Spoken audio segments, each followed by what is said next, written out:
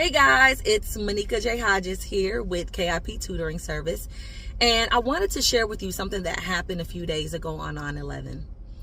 I was working with a student on social studies, and I decided to take a little break from what our current unit of study was to talk about 9/11.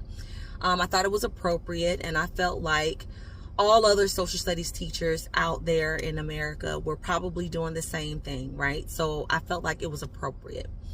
My student is an elementary school age student, 4th grade. And so I wanted to do something and find something that was age appropriate. So I found a video on YouTube that did a phenomenal job of chronicling the events of that day and breaking it down in such a way that they could understand it. Someone that was of that age could understand it. So I decided I was going to show that video.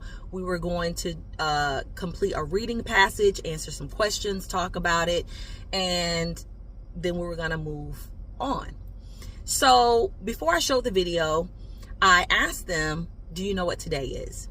And they said, no. And I said, it's September 11th. Do you know what happened on this day in 2001 in our country's history? And he said, no. I said, okay, so that means that, maybe your former teachers hadn't taught you guys this.